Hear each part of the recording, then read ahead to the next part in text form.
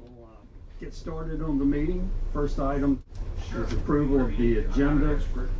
We've added a couple items, y'all, since the agenda was sent out earlier in the week. But if there are no changes to the agenda, we'll approve it by unanimous consent. There are no objections. Previous minutes were sent out earlier. Are there any changes to the minutes or updates? Hearing none, we'll approve those. If there are no objections, we'll approve those by acclamation. Rory, strategic planning update. Yes, sir. We're pulling them up online now.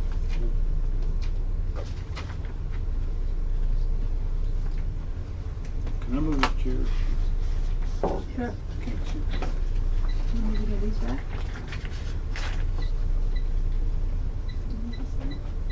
Must have some issues with them probably.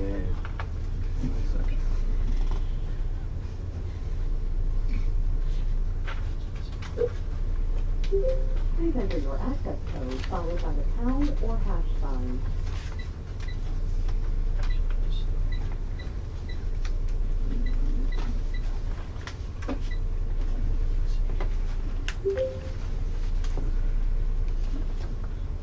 Good morning. Good morning. Mark? This is Mark Vogel, and my colleague Kelly is online as well. Perfect. Good morning, Mark. Good morning, Kelly. Thank you for being up early your time. I appreciate that. So you are actually, All right. you are live and you are good to go if you want to start for your presentation. The board is sitting here. Terrific. Well, good morning, everybody. I apologize that we can't be there in person and that we can't see you. Since we're doing this by phone, I welcome interruptions if you'd like to at any point in the presentation. I'll really just take about 5 or 6 minutes to introduce myself and my colleague and explain what we're doing with the team at Patriots Point. And then we're welcome to any questions you have or any discussion about our next steps, which includes coming to meet with all of you later this spring. So if that sounds okay, I'll just dive in. And I believe Rory may have shared with you a set of handouts. Do you have all those in front of you? Yes. Yes. Terrific. Okay, well, again, please just let me know if you'd like me to stop at any point. Well, my name is Mark. This is my colleague Kelly. We are consultants who work with arts and culture organizations around the country. Our firm is about 10 years old, and we have worked on strategic planning projects, organizational development, and conducted audience research for numerous museums, as well as for cultural institutions of different sizes and shapes. So, working at Patriots Point is new for us in that we have not worked with an aircraft carrier before, but we certainly have worked with many organizations that have a lot of similarity with Patriots Point in terms of their mission to educate, to inspire, to tell important stories of history, but also in terms of their business model and figuring out how to sustain an enterprise with a mix of earned income as well as taking advantage of numerous contributing sources, including, of course, critical government support. So, there's more information about us and our team, which I believe we have been shared previously, and certainly on our website. There's a lot more that we can tell you about our background. But I'll move on to the fourth page here, which outlines our process and timeline. We began in January and February by doing a discovery phase, really an internal assessment of where Patriots Point's starting points were, and I'll talk about that a little bit more in a moment. But we've concluded that phase and involved coming out to meet the team in February and conducting our first forum, actually a full-day meeting with the team. We are now in phase 2, which is the audience and field research phase, and I'll elaborate a little bit in a moment as well, but this really involves talking to key constituents and getting outside perspective on what Patriots Point is doing well already, that it should continue to make a priority, continue perhaps even to deepen and expand in its next set of strategic focus, but also to get some critical feedback about where it can make improvements and address some of the concerns that it knows it has in order to improve performance and achieve greater success in the years ahead. Phase 3 is a critical juncture for Kelly and I to meet with you as the PPDA board and present to you at that juncture, in combination with Lori and the team, a preliminary set of strategic directions. So this builds on the fact finding in phase 1 and the external feedback in phase 2, and sets out a proposed set of objectives that Patriots Point can pursue and the methods to pursue them over the next several years. At this juncture, we will meet with you, I believe April 25th is the target date, to get your feedback, get your input, and understand from you how to strengthen the ideas on the table or replace them with stronger ideas, newer ideas, to really help the organization advance. Finally, coming out of that meeting, we will take April and May and into June to follow up on bolstering the big ideas and the strategic directions with the tactics and setting key indicators and milestones so that we not only have a coherent plan, but we really have a management tool for Lori and his team to use to guide their staff forward and set objectives and evaluate progress. So, soup to nuts will be done in January. We're aiming to conclude in June and to deliver to you all a new plan for Patriots Point's bright future over the next 5 years. I'll just pick through a few of these slides here on page 5 here about budget, just to give you a sense of what we learned in the discovery phase. And again, I'm with them through this, so we did spend quite a bit of time with the team discussing this, not only the information, but its implications. And to do some benchmarking for Patriots Point relative to museums of comparable sizes. And again, none of this, I'm sure, is news to you. You're well familiar with the budget size. Maybe just interesting to know that the American Alliance Museum, a membership organization of over 4,000 museums of different sizes around the country, gives us some good data to see how Patriots Point compares to peers, certainly by budget cohort. And you see there that most museums are smaller in budget size than Patriots Point. And as we'll see in a moment, that the earned revenue piece of this for Patriots Point is very strong. There on page 2, see the breakdown of all the different business lines that combine to provide the 96% earned income piece of the pie for Patriots Point, which again is significantly higher than most museums of its size, and suggest that, and we'll talk about this more, that there may be opportunity to continue that, to grow that, to take full advantage of the success Patriots Point has had at generating earned income, principally from admissions, but over time we'll see, of course, from lease revenue, but to also supplement that with more contributed income, to grow the pie in numerous productive ways. That's just some comparable data there, that most museums have 40% earned, and Patriots Pie has 96. On the expense side, again, not surprisingly, this is a substantial, the operational costs are the major piece of the pie. And we just sort of take note of this as we think through the strategic implications of where there has been a current set of investments and where going forward there may be some opportunity to invest more deeply in different aspects of what the organization is doing. This is really all just reference setting to help us as consultants get a full understanding, but also to just put on the table for the team who come from different perches within the institution to see clearly what the big picture looks like. Just a couple more of these here. We're interested to know how the staffing shifted through COVID. we know not just for Patriots Point, but for the entire field, there was massive disruption because of COVID and restructuring at many organizations, certainly many clients we work with. But this is quite striking that the pre-COVID staff levels were approximately, actually slightly north, double what they were as of February. And you know, Lori and team are filling some positions that are vacant, adding these staff, but that is clearly a massive headwind there to figure out what is the right size staff for Patriots Point to conduct its core businesses and to be successful going forward. So that's something we're attentive to, and we'll be developing the strategic plan, the game plan for right sizing the staff. Attendance is obviously the name of the game. This is the driver of this business model, and this is really the marker of the museum's success in fulfilling its mission. And we've seen that there are a number of years of growth. 2020 is such an anomalous year.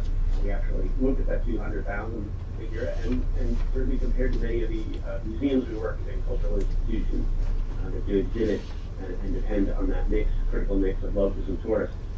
The decline there, while steep for Patriots Point, is not as precipitous as I think we've seen from other clients. So we're glad to see that Patriots Point is already beginning to rebound. The 2021 numbers there north of 200,000, and it seems as if that track will continue and maybe even grow over the course of this year. Sorry, the last slide here on this section. I'll just take a couple more minutes before opening up the questions. This is just a very simple number formula that we run with many organizations, just to help provide some perspective. You take the total amount of folks who come through the door, total visitors, and then you divide that by the revenue, divide that by the expense, you get a kind of a raw number of, well, what does it really cost us to provide the experience we're providing for each person who comes aboard and gets to see what we have to offer, and that's that $45 number. And the revenue slightly below that indicates that there is this gap. Clearly not as strong, as large a gap as for many of the other organizations that require significantly more subsidy. But there is some gap here, and we'll be talking in our strategic planning process about how to address that and how to target a future state in which you're providing an exceptional experience for everybody, fulfilling the mission, covering core costs, and doing so in a way that is financially healthy for the long term. Okay, so this last slide here, we interviewed the staff. We looked at a lot of the data that Lori and the team provided us about the current set of affairs. We talked with the team there for a day in February, and came at a high level with some identification of the core strengths to build on and areas for improvement, which our strategic planning effort needs to address. And you'll see it there on this chart. And again, very high level, a lot behind each of these bullets here, but we wanted to distinctly lay out a sense that the mission is on track. The experience for those who come aboard is highly immersive and valued by visitors. That the outreach to kids and schools across the state is a strength. The overnight program is clearly popular and a growing component of what the team offers in a very positive way. The staff that's there, and certainly the staff that's made through the other committed, is extraordinarily committed. Lori is a new leader, but put together a leadership team, which the staff has spoke to have a lot of confidence in. And he's doing good work. And obviously the unique land development leased income opportunity is really a striking feature and a remarkable asset for Patriots Point. Would that so many other museums and ships have that kind of component to the revenue mix, so this is really a positive. And then the Yorktown Foundation is another plus, one that I think we want to talk about leveraging further going forward. And on the areas for improvement, I don't know if this is news to you or not. I suspect it isn't, but there is some confusion about the core identity of the museum and where it focuses on the continuum from its mandate to be a educational institution. It's still a mission that is in line with its identity as a museum, and then it's also just an attraction. And these aren't necessarily in conflict. You can have a best of both worlds, but there is some murkiness about what that means to embrace your identity as a museum or as an attraction. We want to probe in our focus groups and discussions with local experts its relevance, and certainly who it is attracting and what the value proposition is. And then the curatorial team and others have shared with us that the exhibits are remarkable artifacts, but they do need some improved maintenance and care if they don't become outdated. Finally, the bottom right corner of that grid there, we're mindful, again, we talked about the staff turnover. The deferred maintenance is again, a major liability to be considered and hopefully addressed in the strategic plan. The lack of organizational professionalism is no comment from the people, but rather that the systems for maintaining a $10 million a year institution are underdeveloped. And that's not atypical, but it is an area that needs attention to upgrade and support the staff to be capable of delivering all that they can, some infrastructural upgrading, some professional systems. And finally, the fundraising challenge. And there is some confusion about different ones of contributed income that can be accessed and how you can have the best of both worlds, robust support from the state in various forms, as well as support from individuals or other institutions, and that combined with earned revenue can really guide patrons towards a healthy financial state. So, slide number 12 here lays out 6 different focus areas. These are the areas in which we're now going deep and have kind of foreshadowed what we'll be talking to you about in April. We will be really drilling down to say, in these 6 core areas, what is success going forward? What are the objectives we want to reach? How will we know? And how do we get from here to there? So these are the core areas that the plan will be built around. Okay, nearly done. Slide 16 here. Just let you know what we're doing currently. We're in that phase 2 audience and field research, conducting expert interviews with a lot of leaders of museums in the state, but also other folks who are in the similar business, running battleships and battleship museums. And on the right, you see focus groups are already being conducted. We have one coming up just this afternoon, but a number of the team members have been conducting them already, and that's really just a canvas for perspective and opinion from different types of segments of their perceptions of Patriots Point.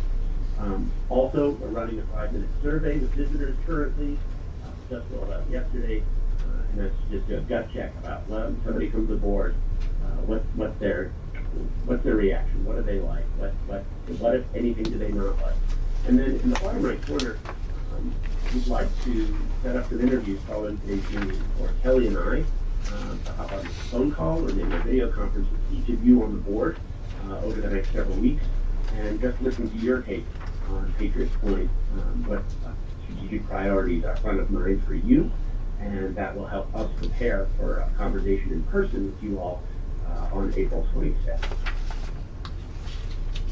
So, once again, that's the overview of our process and where we are now. Let's coming through the back half of phase 2, getting up to phase 3 in April. And that'll do it for us. I'll leave it there. Hopefully, sorry I can't be in the room to see if I've lost you all or not, but welcome any questions on anything I've shared or any other comments you want to provide to me and Kelly. So you want to have any questions for Mark? I have one, Mark. This is Wayne Adams.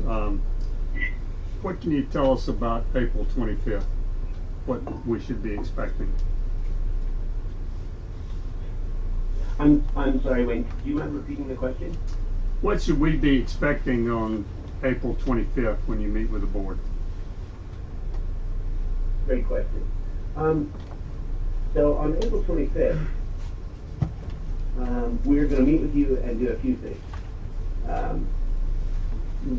One is we will be in a position to present to you findings from our external research. So we'll be able to share with you what we learned and what the outside, what the focus groups, the experts, some of the benchmarking we're doing, what that means.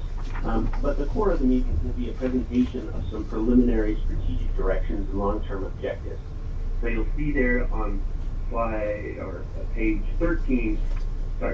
12, we have 6 bullets for the strategic focus areas. When we meet on the 25th, we'll have some first draft goals articulated about what it means to be successful in these different areas. And those will be the basis for some conversation with you as a group to either affirm and say, yeah, that sounds right on track to us, or for you to say, we don't get it, or we think you can push farther, or we see some contradictions. So this is really the open space for us to come, not with a blank piece of paper, but with some preliminary vetted ideas to engage you as a group in informing before, as they say, the ink is dry on this plan. Okay.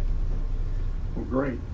If there are no other questions, we really appreciate your time today, and we'll look forward to talking with you in the coming weeks, and obviously on the 25th of April.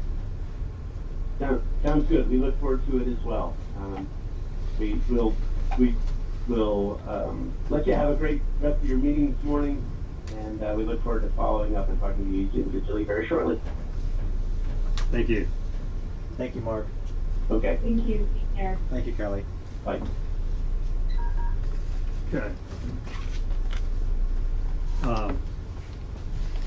It's my pleasure now to introduce Tommy Mcqueeney with the Medal of Honor Foundation, and glad to have you with us today, Tommy. Thank you very much for having me. Former board member here. Love to be back.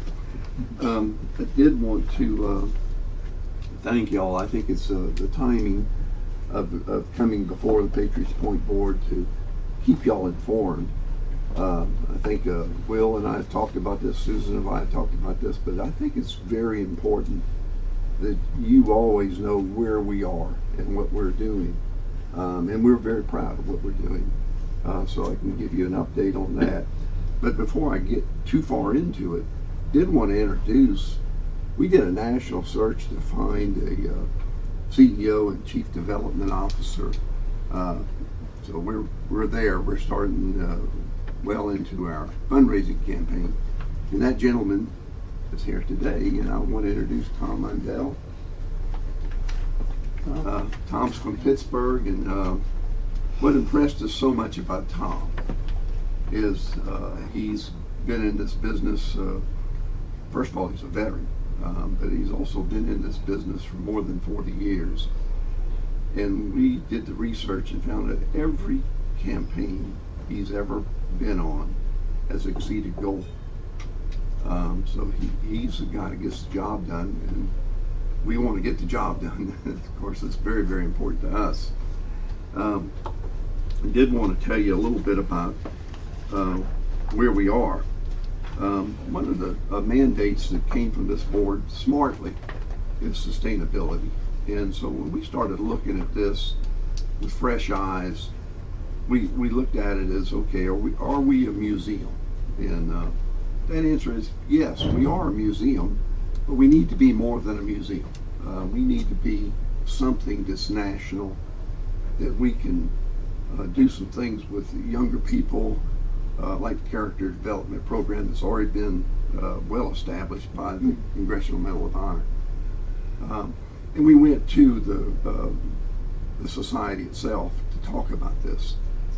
And what we came up with is what we call, right now we're just calling it the medal program. But the medal program is a certificate program at higher ed. And that's just a start. That's a toe into the water, so to speak. But the medal program is, we got an education committee. We're way down the road. This is one of the ironic things of COVID is we've been able to move a lot faster than we would have had there not been COVID, because of all the Zoom meetings. Sometimes we'd have 3 and 4 a week, so it's worked out very well.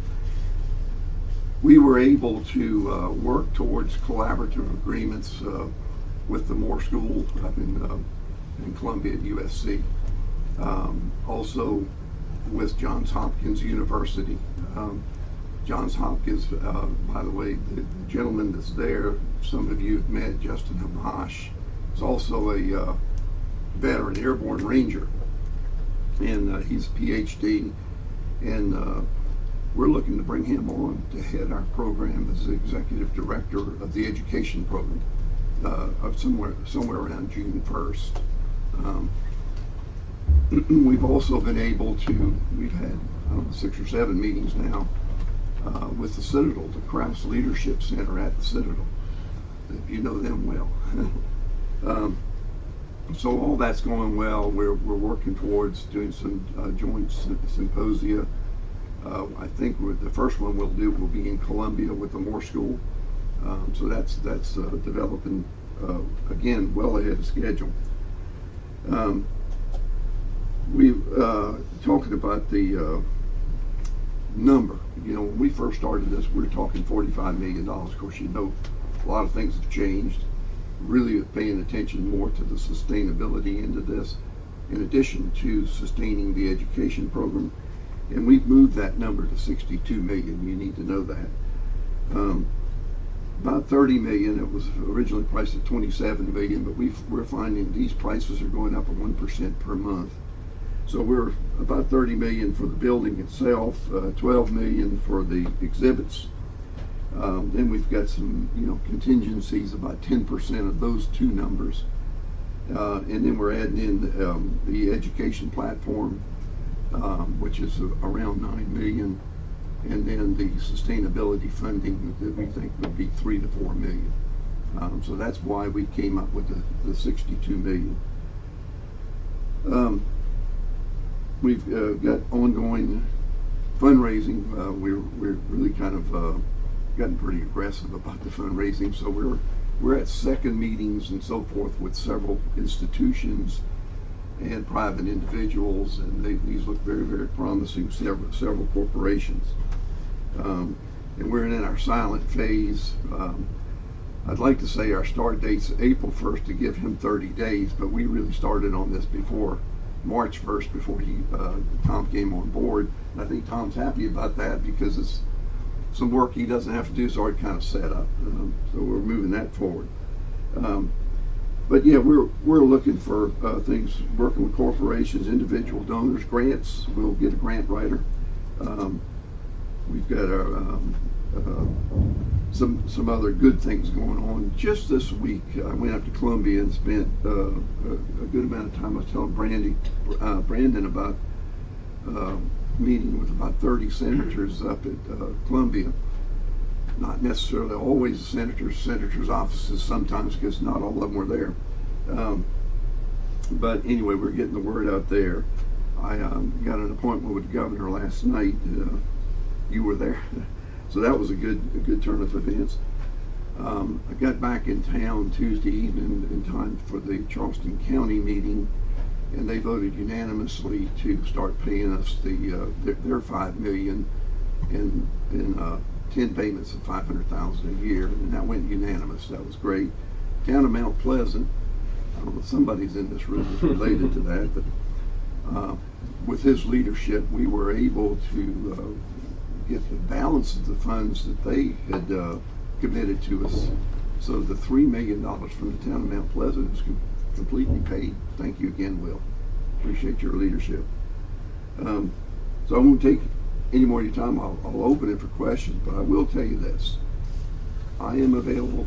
Tom's available. Anybody from our group, if you need us at any time, we are always available. So we just want to keep that synergy with this board going to let you know what we're doing. Any questions for Tom? I was just going to point out, I don't know if y'all can see it, I can, but at the bottom of his one pager is the conceptual design, and if you haven't seen all of it or some of the interior conceptual plans, they are amazing. And they're on the back, Susan, so there's some more. Gee, Oh. thank you.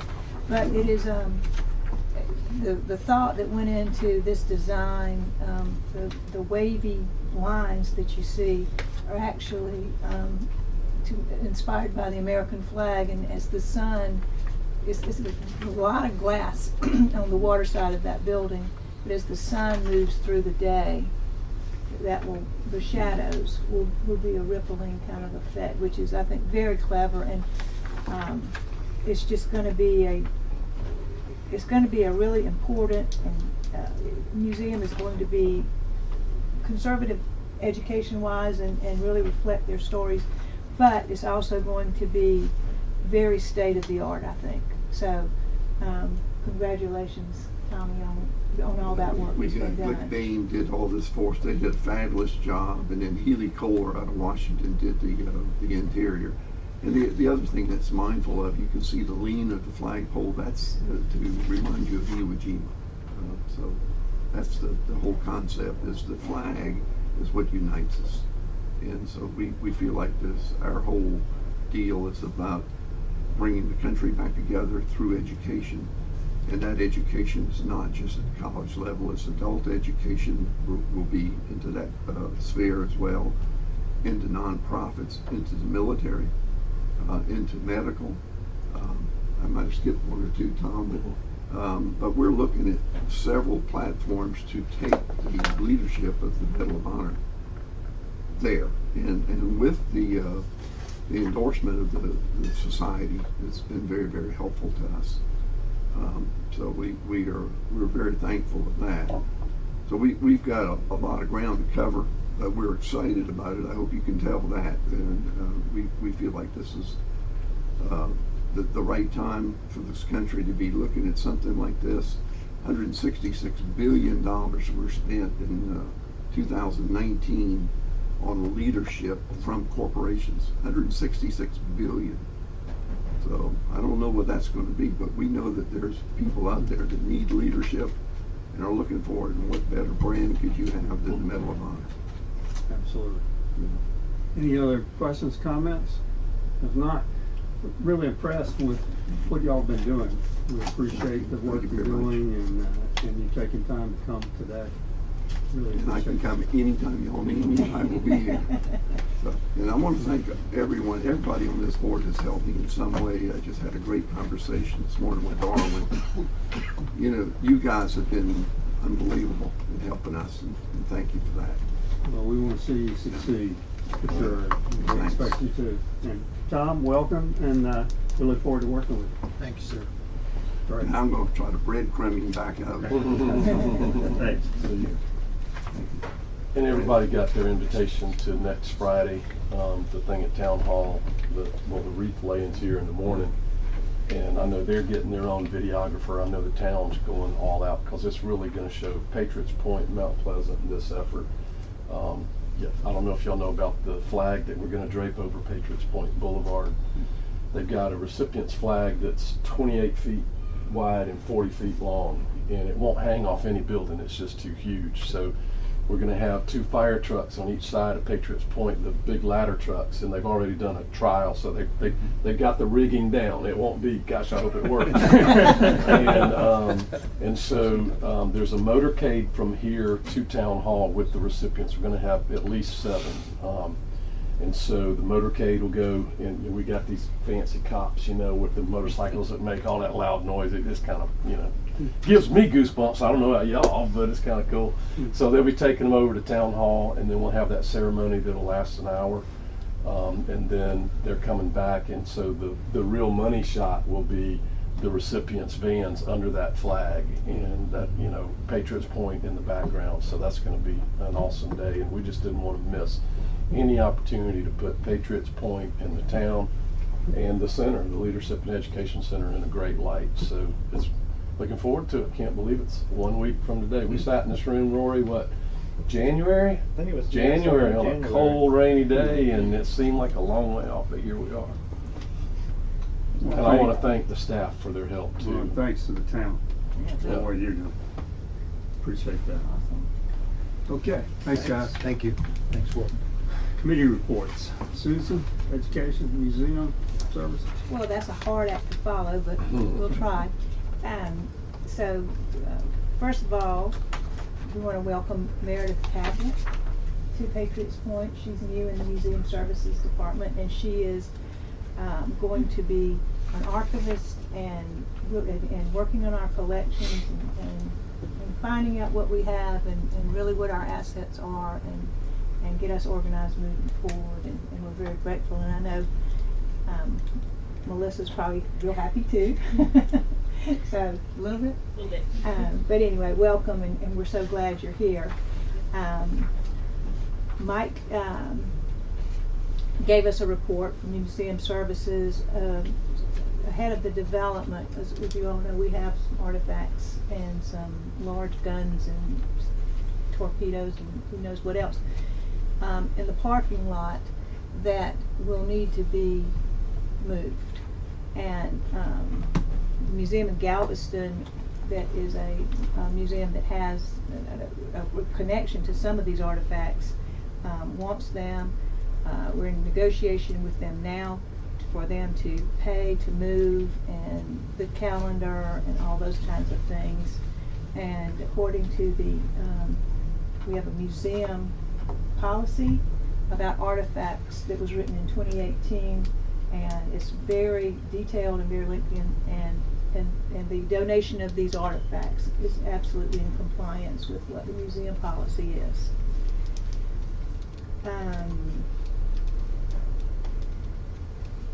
The mess hall in the Vietnam exhibit has been torn down and put back up. It needed a lot of work, and it has been totally rebuilt and restored in record time.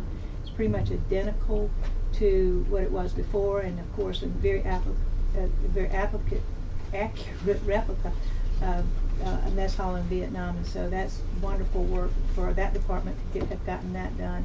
You've probably all seen, again, in preparation for the development, there's a new fence bordering the Vietnam exhibit, which will be painted the drab green prior to Vietnam Veterans Day, but will be a function to direct the visitors as the development begins and as that parking lot rest work is done.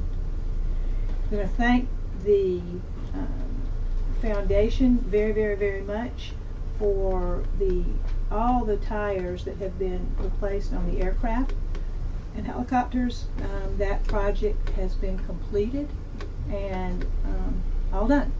So thank you so much. That was a very there's a lot of dedication to get that done. The Clamagore is in the process of being evaluated with the interior side as far as what the artifacts are and the things in there. There's plexiglass in there, as you may know, to keep people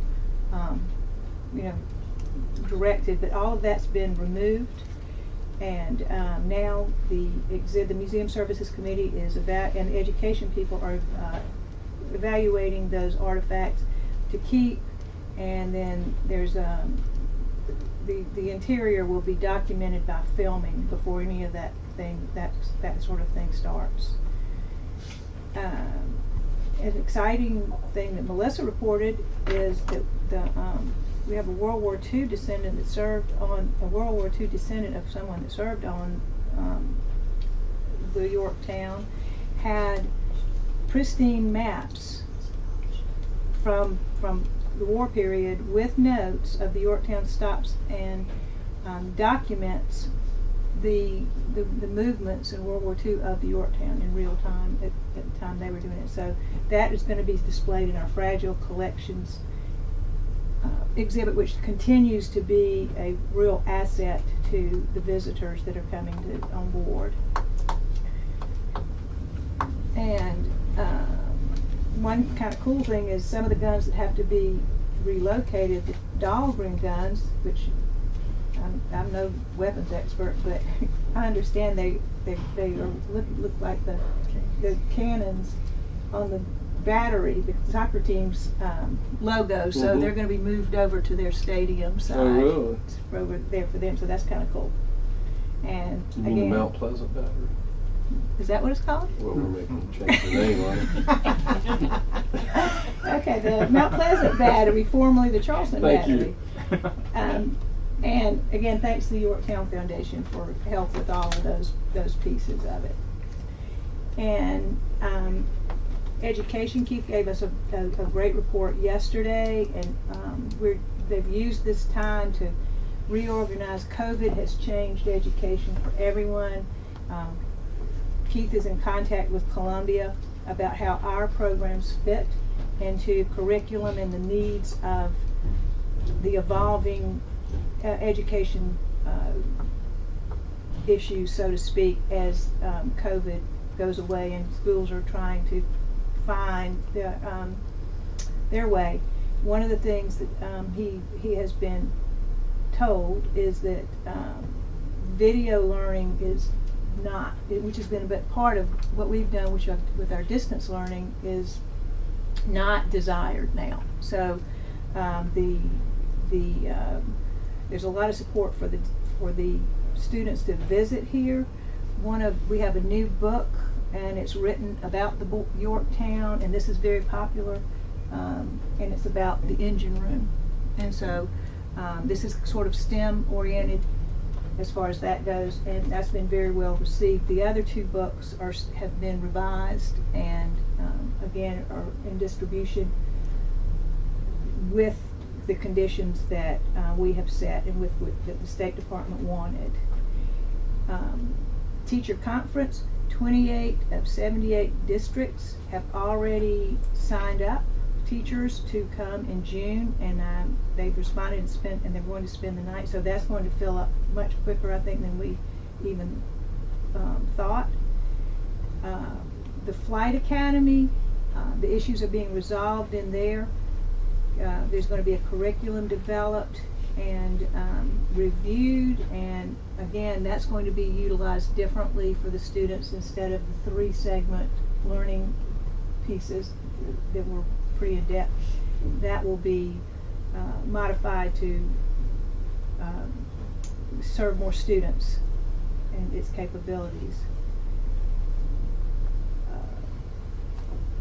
I think that's pretty much it, unless I missed something, Keith, but it's exciting. They're doing a great job adjusting. Again, as the teaching staff in our education department positions are still not back. It's very hard to find people, but also we need to, as things evolve, revisit what we need and how we need them to come on board and go ahead and get with that quickly, especially by next school year and in the summer we're really gotten that back to where it ought to be headed.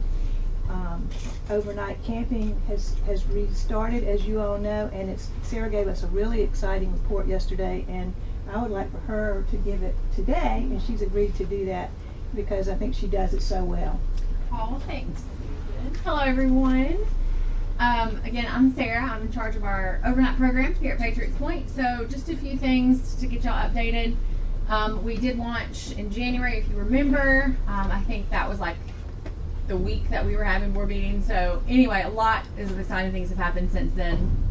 I'm going to brag on staff for a minute because I have to work with every department here to make this program successful. And so ops, marketing, sales, using services, education, like we've all, it takes the whole crew, and comments from the survey, post-survey reports that I've gotten back have been nothing but positive reviews in terms of the facilities here and the exhibits that these guests are getting to be immersed in, the new program updates with the tours that we're doing to focus on the life of the ship and the importance of really diving into the character of a hero is paying off.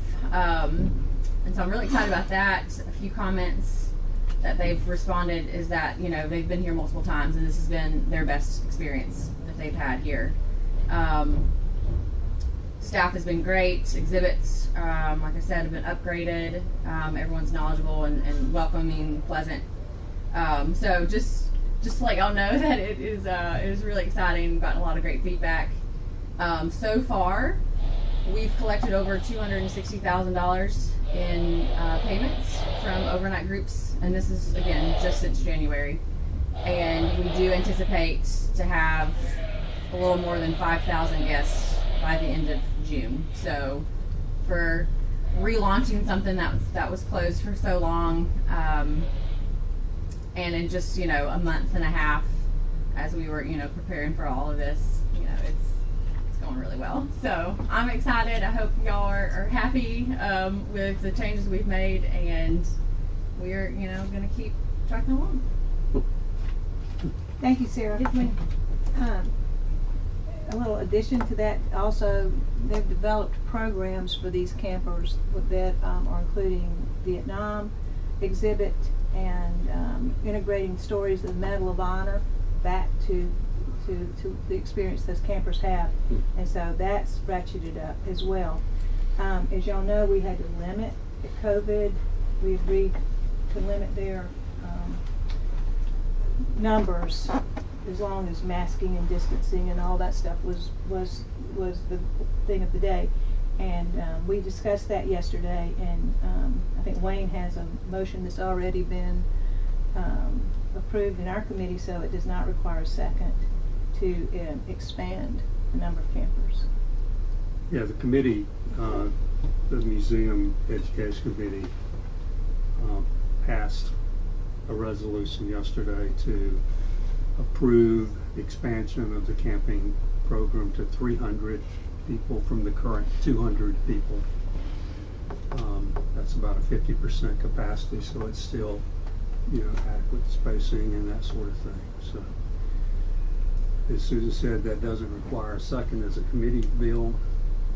Is there any discussion? I will say I got here real early this morning, had some time to walk around, and Sarah was telling me, where's that group from? Murfreesboro? Jonesboro. Jonesboro, David Tennessee. Crockett High School. David Crockett High School, and the group I was around was a bunch of, I think they were like middle schoolers, or were they all high schoolers? This is all high schoolers. Okay, well they were early high school. They were like ninth graders. No, as you get older, Yeah. they go young. No, I know junior high type behavior, and I was reminded of what special people it takes to bring people like that, and have them in close quarters and have them overnight and stuff. I mean, they were doing a great job, but that's why my wife said 5th grade was the last level she would teach, because after that the hormones kick in.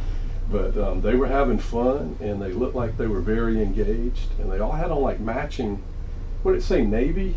Yeah, they're a Navy JROTC group. Yeah, and So they're easy to wear spot. Yeah. Their uniforms. But it was just so great. It adds so much life. It was so great to see them here. Awesome. I think this is great to expand it. Any other comments, or if not, all in favor of expanding the camping program, signify by raising your right hand. All opposed? It's unanimous. Thank you. The Development Committee, just want to call your attention to 3 or 4 things that are all these things are in the executive director's reports you got earlier this week, but I'll just,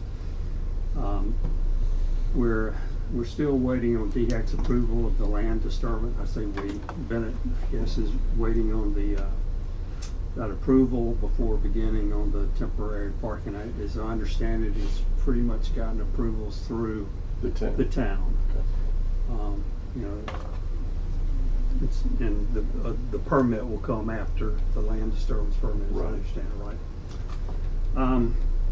Also, thanks to the town, the work on intersection, we understand, is going to begin in 2 or 3 months and be over the summer. The intersection at the, at Patriots Point Boulevard and Coleman.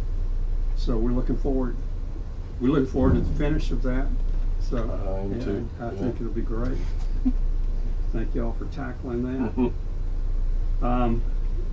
We are still working with DNR on this easement that we talked about. No real resolution at the moment. They have a meeting next Friday. We will, Rory and Bill have been working with their staff to try to work something out. Unfortunately, we won't have anything to really talk about right now.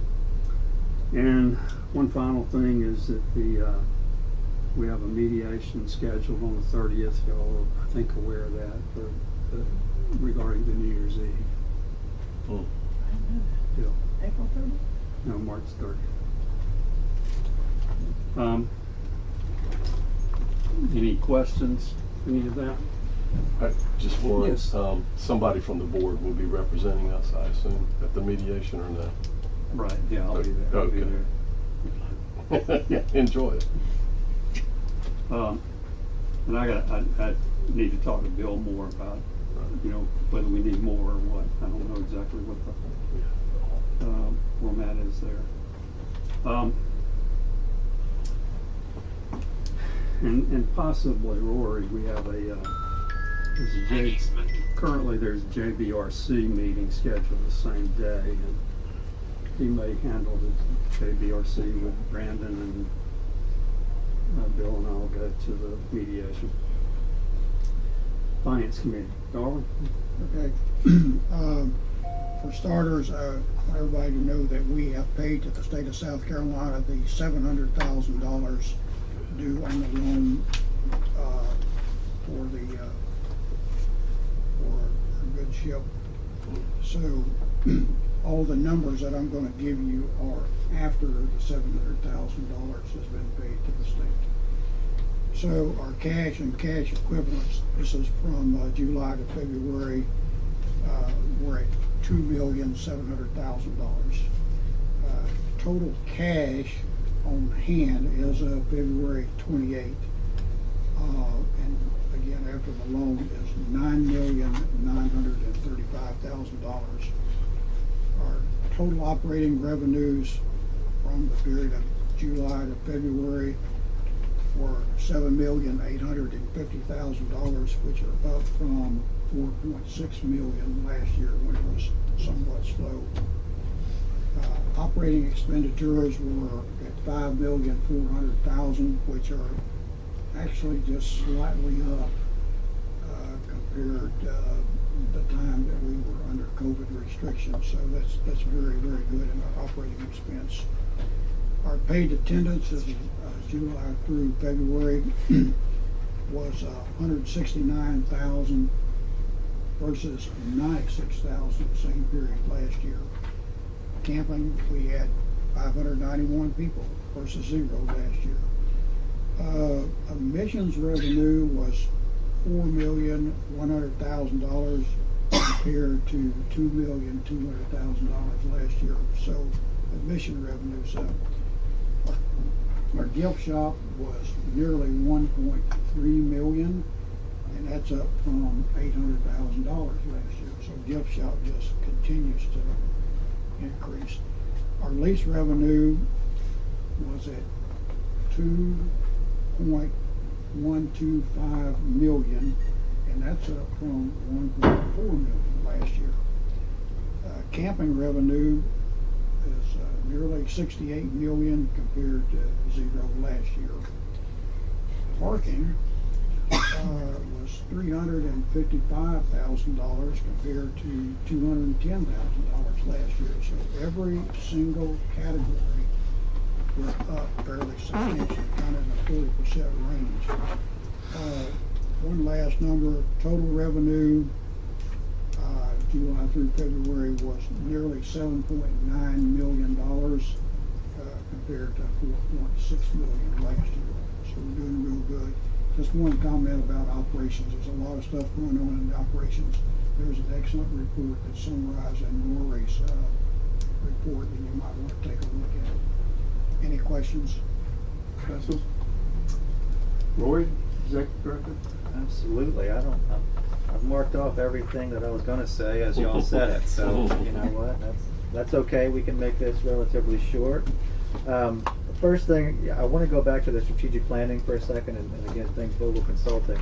One thing that I know y'all got the hard stuff, and we don't have to look at it, but what I'd like to point out is that this has really done not only a great job of our internal, but our staff is excited about it. We've got staff talking about it. We've had all staff meeting to go over this. And so this is a buy-in for the entire staff to give them voices. So it's actually really fun. And it's nice to see that all the staff is engaged and really coming together, which is important. And that's really one of the main reasons why we want to do this. And so everyone has been doing great work. I'm not going to lie, I've gotten a lot of inundated emails about new ideas and stuff like that, so my email inbox is filling up quite quickly nowadays, but that's a good thing, right? So we're seeing a lot of creative thinking, and so staff is just, they've jumped in the deep end, ready to go, and so they have done a fantastic job of doing that. The other thing that we'll talk about just real quick is some of our events coming up. Mayor, I know you were mentioning earlier the Medal of Honor Day, March 25th. I think we sent out an email just making sure. I know there's been some question who RSVP'd, who didn't, and stuff like that. So let's just make sure we RSVP'd if you will be attending. We also have the Vietnam's Veteran Day celebration and remembrance on March 29th. That'll be open free to the public in our Vietnam support base down there. We'll also be doing a April 11th showing of To What Remains. That's a documentary. That'll be downstairs in our theater. And then we also have on April 14th between 6 and 8, we'll be talking, not we will be talking, but author James Scott will be talking about the Doolittle Raid in celebration of the 80th anniversary. So we are starting to get some of these programs back up and running as we're doing that. One of the big things that I'll say about that and why that's also significant, not just to get the programs running, is because I think you've read it in every report. You heard it from Mark Vogel. Staffing. Staffing continues to be an issue. We're running at about 60% capacity right now, and some of these are major positions. This isn't just us. It's not just, I've talked to other state agencies. They're still having issues filling positions, and it's not just the state of South Carolina. This is just the way the world is working right now. In that regards, we do have our two biggest positions that we have open right now that we're in the process of interviewing for is our Visitor Services Director. We're starting the second round of interviews for those, and the IT Director position. So we've already started talking to candidates with that as well. So we're hoping to bring those on. We want to bring them on sooner rather than later, but we also want to make sure that we get the right person for the job to do that. So we'll be moving closely on that, and I know Susan talked about our education positions that we'll be looking at, and all departments, need some help. But I would also like to take that opportunity to just commend the staff. Like I said, we're 60% staffed. You're reading the numbers of the admissions, you're reading some of the programs coming up, you're seeing all of this stuff going on. That's at 60% of staff, and that means that they are working their tails off, and they are doing a fantastic job. And so I think they deserve a lot of recognition for the work that they've been able to do during this time. We haven't had complaints. Everyone's willing to jump in and fill roles that need to be filled, and I couldn't be happier with the staff that we have. So thank you, staff that's here, and we'll spread the word later to the rest of them, but thank you very much for that. And then finally, some of the stuff that we didn't cover. One of the things we're going to try to do, it was in the marketing report, is we're going to try start looking at some new revenue generation avenues. So come spring break, we're going to try a beta test for the second day pass. This is very common for other museums, but we take a long time to go through that, right? A lot of people can't get through everything in one day. So offering a discounted second day pass, hopefully to bring them back, will create another revenue stream that we just haven't tried before. So we'll be beta testing that during spring break to see how that goes, and then hopefully, I see it, I have high hopes for it, so hopefully we'll be able to roll that out full-fledged by the summertime if everything goes to plan. The last thing I would like to point out is it has been so much fun. It's always been fun, but these past few weeks have just been spectacular seeing the students come back on this ship. I got here in July, so I haven't had to see this yet.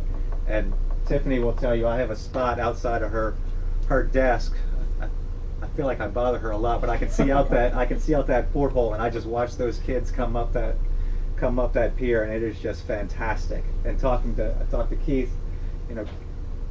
Keith wasn't complaining, but he was complaining a little bit because how many miles did you walk? The history program, to do the history structured program is 1.7 miles, 18 flight of steps.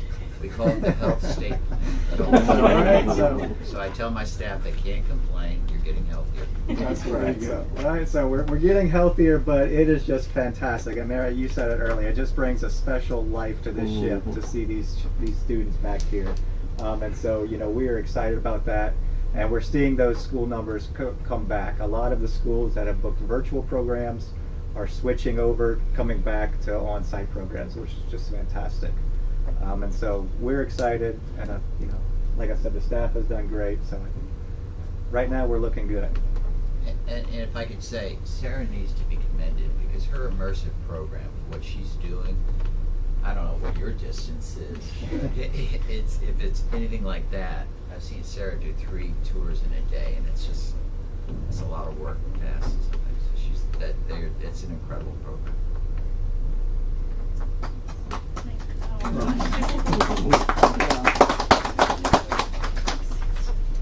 Thank you for what all of you are doing on staff.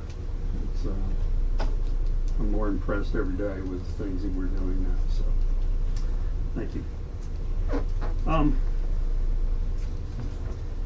For years we've been wrestling with Clamagore. I won't go back through all of that, but we looked for a home for her elsewhere. We have looked at briefing. We have looked at various things. There's not going to be any money for reefing this year, and as you know, there have been some leaks. We've closed it to the public. Don't anticipate reopening it. So I think that we're getting to the point that we need to make some choices. I asked Bill to draft a resolution for your consideration. Darwin, do you want to? Darwin has a motion. You ready? Yeah. Okay. In light of the current state of the USS Clamagore, the Patriots Point Development Authority has, upon a motion duly made and second, approves the disposition of the submarine on such terms as can reasonably be negotiated expeditiously. The authority further authorizes, empowers, and directs staff to explore such emergency procurement procedures as are allowed under state law to expedite the actions authorized by this resolution. This decision was made following the authority's exploration of numerous alternatives for preserving the vessel, including, but not limited to, talking to multiple groups and locations in an attempt to find another home for the Clamagore, investigating reefing Clamagore, and being faced with the prohibitive cost of repair as an insurmountable obstacle for the authority and others. And finally, the authority's recognition of potential environmental and safety risk. You need a second. Second. It's been moved and seconded. Any discussion? I want to say I'm glad, to see this. Y'all saw, I think Rory probably sent out to everybody the editorial that was in the paper, and it made it sound like, any day we're going to wake up and the thing's going to sink. There's going to be a disaster, but I think this is prudent, and I think it's time to do it. I really do. This does take into consideration, and this was in the newspaper thing, and you mentioned this once before about taking off of it anything that would be educational or pieces that could be sent around the country and stuff. Correct. Yeah, okay. we're marking the pieces now, as Susan mentioned in her thing. We're doing that now. We're going to save the pieces that we want, the artifacts that we want, and we will create an exhibit here on the Yorktown for the Clamagore. And then we also allow other ship museums or anyone else after we've taken what we want to come in and collect artifacts from that. I really think, y'all, that's the best we can do. I really do. Yeah, I agree. It is, and it's a shame, and it's an incredible experience for people, for the visitors, and it's been, well attended for a long time. But the effort is to preserve what can be preserved of it, and an interesting aside to that is, I was telling you about this engine room thing that's been ratcheted up and promoted as the new thing for kids. So this is sort of, well, let's just say they can go down underneath in that engine room as part of this and get that sort of a little bit of that same thing. And so maybe some of the submarine things could be located in a synergy there. So, you know, it's a terrible loss, but it is what it is. And I think that this is a great way to try to bridge that somewhat. I also want to thank Brandon too for helping. He's done a great job. We've made the rounds in Columbia, and we've given Senators Graham and Scott and Congresswoman Mays heads up that this could be, you know, this could be coming. So we think everything is squared away from that end. So if there's no other discussion, all in favor of the resolution as presented, signify with raising the right hand. All opposed? It's unanimous. Thank you for I think that's. Thank you all. Are there any public comments? Hearing none. Our next, we have nothing for executive session unless someone else has something. But we have nothing once. So the next scheduled meeting is on May 20th. So just wanted to, since now that we're doing it every other month, we wanted to announce those in each meeting. And if there's nothing else to come before the board, we'll stand adjourned. Thanks so much for your time today. What time is it?